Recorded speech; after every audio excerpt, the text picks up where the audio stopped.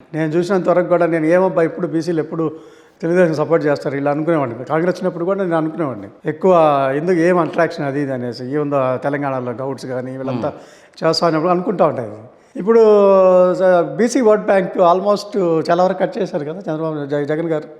ఈ స్కీమ్స్ వల్ల direct benefit అయినందువల్ల చాలా మంది ఈరోజు ఎడ్యుకేషన్ విషయంలోనే పిల్లలు చాలా మంది చేంజ్ అయ్యారండి. ఈరోజు ఇంగ్లీష్ మీడియం స్కూల్స్ వల్ల దాంట్లో పిల్లలే పోయి ఇంట్లో పేరెంట్స్కి చెప్తున్నారు ఈసారి జగన్ మామయ్య కోటేయమనో జగన్ సార్ కోటేయండి అని చెప్పి వాళ్ళు చెప్తున్నారు పిల్లలు పోయి. దాని గురించి ఎవరు డిస్కషన్ చేయట్లేదు. ఆ పర్సంటేజ్ తగ్గింది పెరిగింది ఎవరు మాట్లాడలేదు. సో మొత్తానికి నాకు తెలిసి డైరెక్ట్ ఓట్ బ్యాంకులో 85% బెనిఫిషరీస్ ఏదైతే ఉన్నారో ఒక 25% అయిపోయినా కూడా 60% ఓట్ బ్యాంకు పల్లెల్లో 100% పడుతుంది. సిటీస్లో కూడా కొంత యాంటీ ఉంది, టీచర్స్ కొంత యాంటీ ఉన్నారు, ఉండే వాస్తవము కొంత చేసినారు. కొంతమంది ఏంటంటే కొన్ని ఇంప్లిమెంటేషన్స్ చేసేటప్పుడు కొంచెం టఫ్ ఉంటుంది. ఎందుకంటే యాక్షన్స్ టఫ్ లేకపోతే పని చేయాలన్నప్పుడు టీచర్స్ చాలా వరకు కూడా వాళ్ళు నేర్చుకోవడము, ఇంగ్లీష్ నేర్చుకొని కొంచెం ఇంగ్లీష్ ట్రైనింగ్ ఇవ్వడము, పిల్లలకి చెప్పడము, ఇవన్నీ కూడా కొంచెం వాళ్ళకి కొన్ని పనులు చెప్పడము ఇవన్నీ కూడా జరిగినాయని చెప్పి కొంత ఇది ఉంది. కానీ ఓవరాల్గా బెనిఫిట్ ఎంతమందికి అవుతుందో చూడాలి కదా.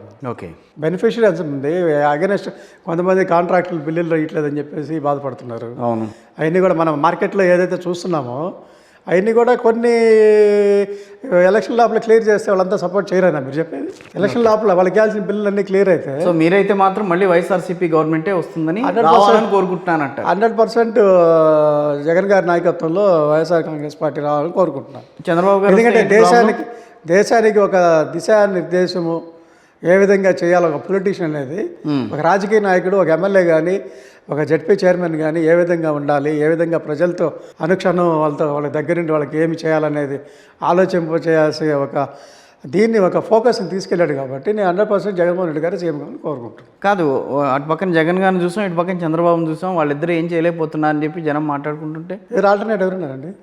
ఆల్టర్నేటివ్ ఎవరు? అలాంటప్పుడు మళ్ళీ వైఎస్ జగన్ గారిని ఎందుకు తీసుకోవాలి ఆల్టర్నేటివ్ కింద? మనకు ఆల్టర్నేటివ్ ఎందుకు? ఇప్పుడు జగన్మోహన్ రెడ్డి గారు చేయలేదనేది ఎట్లా మాట్లాడతారు? నేను చెప్పేది కార్యక్రమాలు చేసినాడు కదా, అతను చేయాల్సినట్టు అతను మానవ వనరులు. ఇప్పుడు స్కూల్ ఎడ్యుకేషన్ అనేది 1వ క్లాస్ నుంచి చదువుకున్న తర్వాతే కదా పైన వాక్యాలు చదివేది మనం.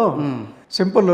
ఇక్కడ కింద నుంచి ఎప్పుడైతే మానవ వనరులు పెరుగుతుంది, ఈరోజు 76% స్టూడెంట్స్ ఆంధ్రప్రదేశ్లో ఇంగ్లీష్ మాట్లాడుతున్నారంటే బికాస్ ఆఫ్ జగన్ కాదంటాం మనం. ఈ విషయాలన్నీ మీరు కర్ణాటకలో కూర్చుని అన్నీ గమనిస్తూనే ఉంటారు, బెంగళూరులో కూర్చుని. 100% కూడా నాట్ ఓన్లీ కర్ణాటక, మొత్తం భారతదేశంలో కూడా ఏం జరుగుతుంది అన్నీ కూడా చూస్తూ ఉంటాము.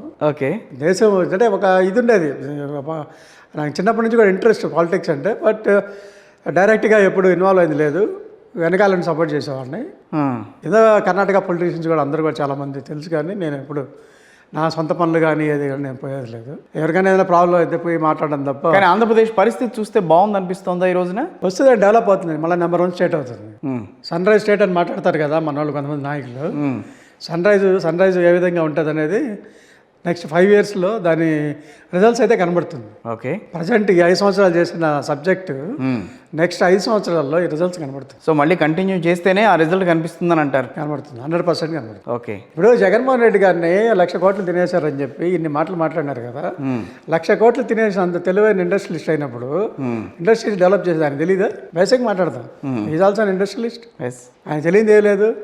ఈరోజు జీడిపి గురించి జిఎస్పి గురించి ఏదైనా మాట్లాడితే దాని గురించి అసెంబ్లీలో మాట్లాడితే చాలామంది ఎమ్మెల్యేలు సబ్జెక్టే తెలీదు. ఆయన తెలియదు సబ్జెక్టు. స్టేట్ని ఆయన స్టేట్ని ఆయనకి 30 సంవత్సరాల విజన్, నేను ముఖ్యమంత్రిగా ఉండాలి ఈ రాష్ట్రానికి అని చెప్పి కోరుకునేవాడు. నాకు వేరే రాష్ట్రాలతో పని లేదని చెప్పారు. నేను వెళ్ళాను కర్ణాటక ఇన్ఛార్జ్ చేయండి ఇక్కడ అని చెప్పి ఎప్పుడో 2014లోనే. మన పార్టీ తెలుగు వాళ్ళు చాలామంది ఉన్నారు, మనం వేరే పార్టీలతో కలిసి అలయన్స్ పోతే మనం బెంగళూరు సిటీలోనే 2-3 సీట్లు కూడా గెలుస్తాము, అంతమంది తెలుగు వాళ్ళు ఉన్నారు, more than 50% Telugu speaking people ఉన్నారు ఇక్కడ అని చెప్పి కూడా మాట్లాడాను. ఇప్పుడు తెలుగు ఓరియంటెడ్ పర్సన్సేగా చుట్టుపక్కల ఉన్న ఎమ్మెల్యేలంతా కూడా ఉన్నారు. అవును, ఇది కూడా ఇంకొక రిక్వెస్ట్ మన తెలుగు వాళ్ళ తరఫున, కర్ణాటకలో ఉండే తెలుగు వాళ్ళ తరఫున జగన్మోహన్ రెడ్డి గారికి, ఇక్కడ తెలంగాణలో ఉండే రేవంత్ రెడ్డి గారు కూడా రిక్వెస్ట్. ఎనివే కాంగ్రెస్ గవర్నమెంట్ ఉంది అక్కడ, మాట్లాడి ఒక 5 acres 10 acres ఇప్పిస్తే తెలుగు వాళ్ళ కోసం ఒక ఇన్ఫర్మేషన్ సెంటర్ కట్టి మేమందరం కూడా కలిసికట్టుగా దానికోసంగా అభివృద్ధి చేస్తాము. ఫ్యూచర్లో తెలుగు వాళ్ళు అలాంటి వాళ్ళు ఉన్నప్పుడు ఇది చేశారనే ఒక మంచి పని అన్న మా చేతుల మీద జరగాలని కోరుకుంటున్నాం.